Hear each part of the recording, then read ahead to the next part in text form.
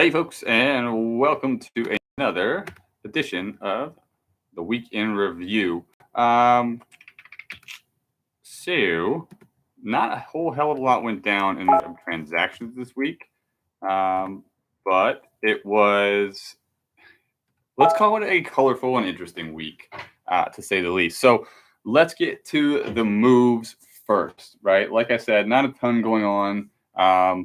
I guess the biggest piece of news were people that were there was moves made that nothing happened out of them, if that makes any sense. So we had Albert Pujols, the ancient, decrepit first baseman / DH that has been with the Los Angeles Angels for the entirety of their World Series dominance here over the last little bit, be put onto waivers. I assume Matt's claiming, I think, tongue in cheek, that it was a move to send a message to Albert Pujols. Realistically, I assume it was to see, hopefully, that somebody would claim him and get $30 million off the books in the last year of his contract, mind you. And I guess if you had money to spend that you weren't going to put anywhere else and you're a contender that could use a bat, you could do worse things with it.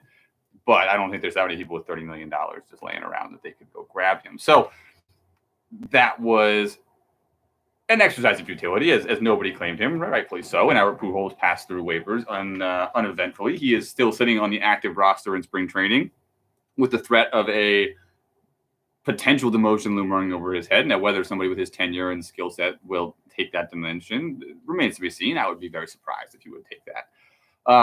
The other piece that was just fascinating to me was that Dominic Brown was waived. And honestly, I didn't realize Dominic Brown had been put back onto the Red Sox roster. I didn't know they signed him back. I mean, this is a guy, if you were in the league chat the other day, you kind of caught my mini rant about it. But Dominic Brown was signed to the Red Sox organization after getting a bunch of kind of auto contracts and this is on June 23rd, 2016. He had a 4-year contract extension with $110 million, $120,000 over 4 years from the Boston Red Sox. And then was just consistently waived. Boston didn't want him when he was here. They did not want Dominic Brown to be on the roster. And I get it. I mean, in 2015, he was a 2-WAR player. No, I guess he was a 1.6 WAR player after coming over to Boston, right? 2015, he played 135 games after posting a negative 0.6 WAR in 9 games in Minnesota. He put up a 2.2 over 135 in Boston, batting .299, 14 home runs. He wasn't bad, but he wasn't $110 million good. He then went on to put up a collective, what is that? It comes out to a negative half WAR over the next 4 years, 1.2, 1.2, negative 2.3, and negative 0.4.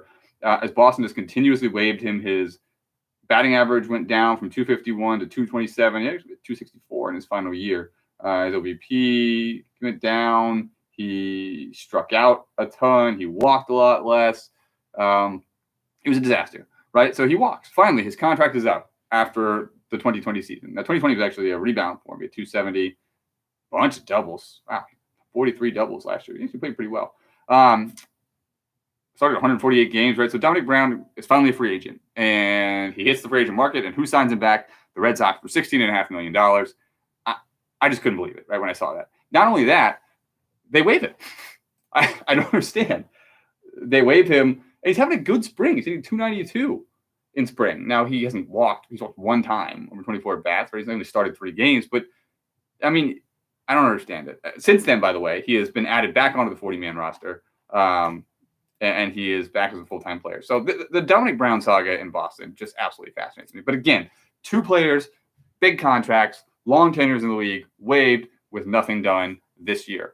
Another player who was waived that did get picked up that I thought was interesting was Stanley Mills, of course, picked up by the Tampa Bay Rays. I like Stanley Mills. He's a nice little middle infielder in a league that is always desperate to find good middle infielders. This looks like a perfect candidate for the Rays, right? Grab Stanley Mills, let him play 50, 60 games over the first half of the season, hope he turns into something. He's only 26 years old, so they could still keep him on their timeline or flip him for a couple more prospects, right? You never know. But I like Stanley Mills, and that was a good pickup.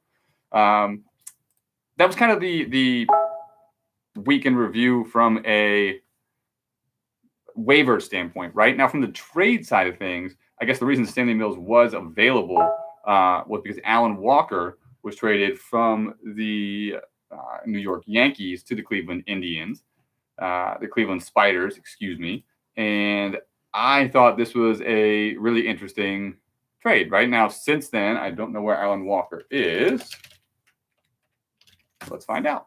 Alan Walker is, he's with them in spring. So Alan Walker, again, he kind of looks a ton like Stanley Mills does. I think this is why you got it released. He's a little older. He's 27. It's like less than a full year. Got decent pedigree, right? He played in 53 games for the St. Louis Cardinals last year. I think he's going to be nothing on the base path, but I like him in the field. He plays three positions really well on the infield, which is better than Mills. I think Alan Walker is a great utility piece for the Cleveland baseball team there. And Will Middlebrooks was a middling minor league player that fits what the Yankees want to do really well, which is mash the friggin' ball and strike out 175 million times. So I like that trade from both sides. I like it more for the Cleveland team, I think. I like Walker more than I like Will Middlebrooks, but you know what? Screw it. I like what the Yankees are doing, and they got their thing, and they're going all in on it. So that was the big trade, right? If you want to get outside of the trades and outside of what's happening in actual transactions, since I talked up the Mets, by the way, they've gone on a friggin' dive job. No, so 16-7 with the best record in baseball. Yep, through spring, but they've lost 5 games over the last week. So there is that. The real stuff to talk about this week, I guess, is the predictions that were made, right? 4 days ago, the St. Louis Cardinals general manager Ryan Brookman came on it was in the league chat, but let's pretend like he was on the social media, whatever. And he predicted the Cardinals would win 100 games and dominate the National League Central, right? That was met with some applause, some resistance. There were some people who didn't think they could do it. There was a lot of talk specifically about the loss of Clayton Kershaw and the arrival of Craig Cooper. Could the Cardinals overcome that perceived downgrade? Right now, the Cardinals have come back and said very pointedly that they believe Craig Cooper to be an upgrade over Clayton Kershaw, that they believe Craig Cooper will post a sub-3 ERA and contend for the Cy Young this year, where Clayton Kershaw, historically one of the more dominant pitchers in the league, will suffer and be league average, I believe were the words, in Colorado, which has sparked a just outlandish run of trash talk and other things that kind of came to a head last night in some very ugly ways. But as far as what the Cardinals are capable of doing this year, is there any reason to believe that Ryan's words are false, that the Cardinals aren't going to dominate the National League Central? Historically, they have, to a point, right? That they have won, the lowest they finished is third. And if you go back to the start, it's second, first, second, third, first, second. They won 91 games in 2019, 96 games in 2020. Arguably their most stiff competition in the league for whatever reason. The Pirates have taken a step back this year with the loss of Alex Bregman, their superstar infielder, right? So you have to figure the Pirates are going to be worse this year. The Cubs have added some pieces, but the Cubs do that every year, and I don't think they have any illusions of being competitive